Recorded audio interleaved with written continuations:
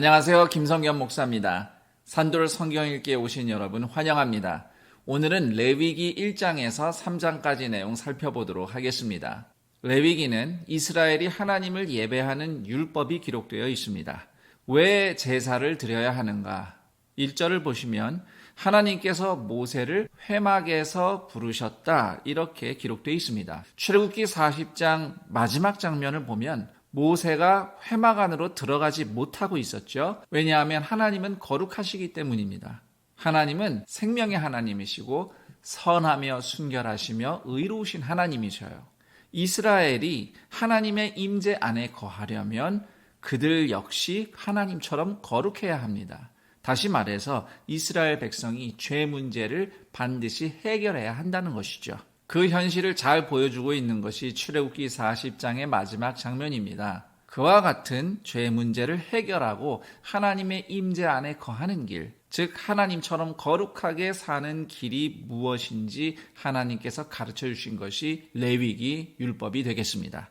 레위기 전체의 구조를 간단히 설명드리면 우선 1장에서 7장까지는 제사법이 나와 있습니다. 그리고 8장에서 10장은 제사장 임명, 11장에서 15장은 정결함과 부정함에 대한 율법, 16장에서 17장은 속죄일에 대한 율법, 18장에서 20장은 도덕적으로 정결한 삶에 대한 말씀, 21장에서 22장은 제사장의 자격, 23장에서 25장까지는 절기에 대한 말씀, 26장과 27장은 이 언약에 헌신하라는 모세의 권면으로 구성되어 있습니다.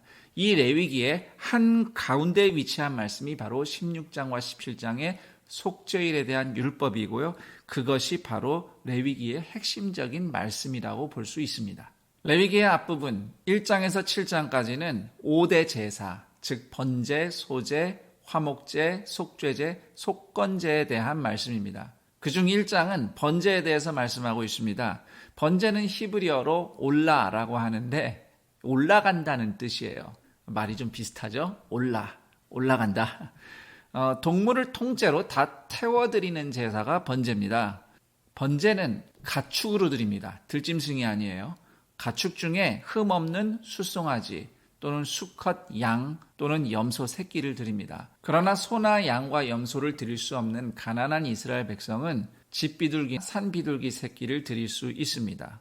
번제의 과정은 이렇습니다. 예배자와 제사장이 번갈아 가면서 역할을 수행하는데 드리는 예배자가 자신이 바칠 동물에게 안수를 합니다. 자기 죄를 희생제물에게 전가하는 의미가 있어요. 그리고 직접 도살을 해서 피를 양푼에 받습니다.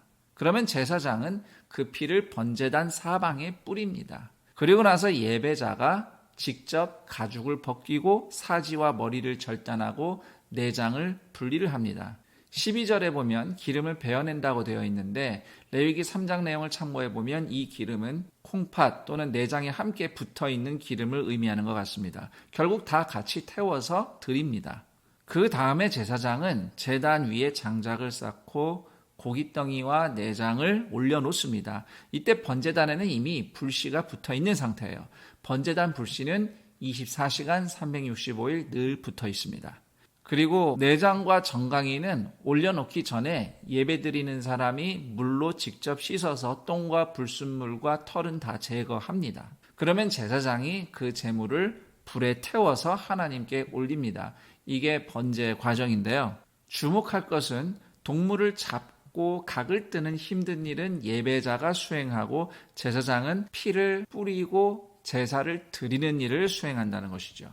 번제의 의미는 감사와 헌신의 의미입니다. 그런데 거기에 속죄의 의미가 담겨 있습니다. 속죄만을 위한 제사가 따로 있어요. 속건제, 속죄제. 그건 나중에 우리가 다루기로 하고 감사와 헌신의 예물인 번제에 기본적으로 속죄가 담겨 있습니다. 이 말은 내가 무엇을 어떻게 드리든지 하나님의 죄 용서의 은혜가 있어야만 연락된다는 것을 의미합니다.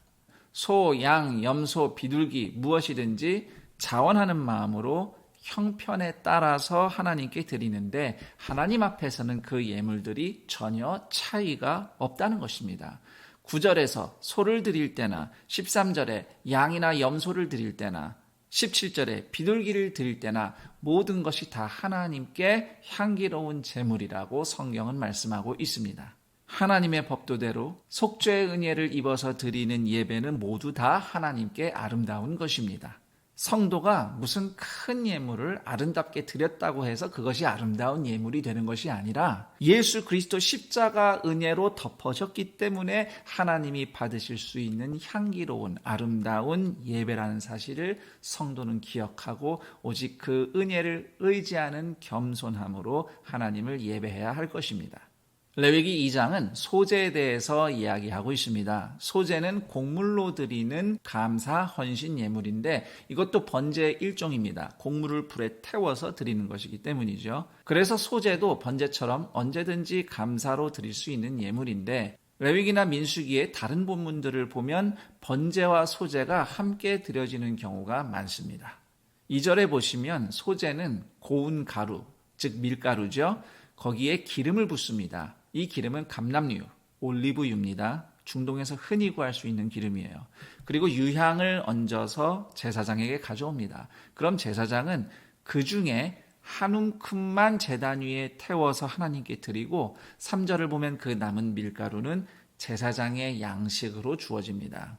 그런데 같이 드리는 유향이 사실 비싼 향품이에요. 그래서 4절에 보면 빵이나 전병을 만들어서 드릴 수도 있다 이렇게 명시되어 있는데 가난한 서민들이 드릴 수 있는 예물이라고 이해할 수 있겠습니다. 밀가루와 기름을 함께 섞어서 화덕이나 철판이나 또는 냄비를 이용해서 요리할 수 있습니다. 그런데 그렇게 가져오면 그것도 일부만 떼어서 제단에서 불태워 드리고 나머지는 제사장의 몫으로 주어집니다. 그런데 유의할 것이 있습니다. 11절을 보시면 반드시 무교병을 드려야 됩니다. 누룩이나 꿀이 섞이면 안 됩니다. 그리고 13절에 보면 모든 예물에 소금을 치라고 했기 때문에 1장에 나온 번제도 다 포함이 된다고 보통 해석을 합니다. 여기서 소금은 변치 않는 하나님의 언약을 상징한다고 하겠습니다. 그리고 14절에 첫 이삭이란 단어가 나오는데 레위기 23장을 참고하면 이 첫 이삭은 보리의 첫 이삭을 의미한다고 볼 수 있어요. 12절에 처음 익은 것과는 구별되는 겁니다. 여기서 처음 익은 것은 밀의 첫 수확을 의미한다고 봐야 되겠습니다. 그래서 14절에서 16절은 6월절쯤에 거두게 되는 보리의 첫 수확물을 소제로 드리는 율법에 대한 것이고 12절과 13절은 6월절로부터 7주가 지난 이후 77절쯤에 거두게 되는 밀의 첫 수확물을 소제로 드리는 것에 대한 율법이라고 봐야 되겠습니다.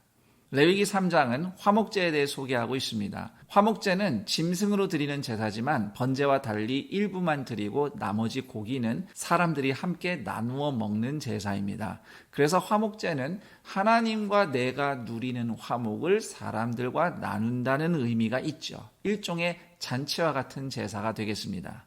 화목제를 드리는 방식은 번제와 큰 차이가 없습니다. 대신 제단 위에는 내장에 붙은 기름과 콩팥과 간만 올려드립니다. 특히 9절에 보면 양의 경우는 기름진 꼬리도 같이 드린다 이렇게 되어 있는데 고대 기록에 의하면 중동의 양들 중에 꼬리에 기름이 많아서 꼬리가 비대한 양들이 간혹 있었다고 그래요.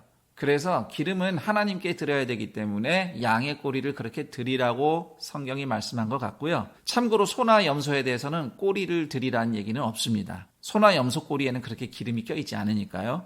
그러면 왜 화목제에서는 기름과 간과 콩팥만 올려드리는가? 그 힌트는 17절에서 찾아볼 수 있습니다. 17절에 보시면 하나님께서 기름과 피를 먹지 말라고 이스라엘 백성에게 명령을 하시는데요. 우선 기름은 16절에 보면 하나님의 것이라고 천명되어 있습니다. 기름은 태울 때 향기롭기 때문이에요. 그리고 피를 먹지 말라. 피는 생명을 의미하죠. 창세기 9장에 하나님과 노아가 맺은 언약에서도 이 부분이 나와 있습니다. 그래서 콩팥과 기름은 그냥 한 덩어리로 취급된 것 같고요.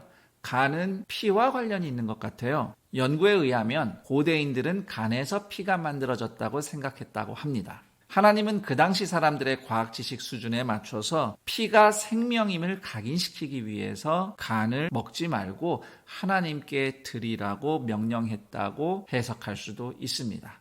이렇게 기름과 간과 콩팥만 드리고 남은 고기는 사람들이 함께 나누어 먹는 잔치가 펼쳐지는 것이 화목제입니다. 그래서 화목제는 하나님 나라가 잔치임을 보여주는 중요한 제사예요. 더 나아가서 하나님께 드려진 예수 그리스도의 희생이 어떻게 사람과 사람 사이에 화목을 이루어서 하나님 나라 잔치를 완성할지 예표하는 제사라고 하겠습니다. 자, 여기까지 레위기 1장에서 3장까지의 내용 살펴봤습니다. 그럼 전 여기서 인사드리고 내일 다음 내용과 함께 여러분 다시 찾아뵙겠습니다. 감사합니다.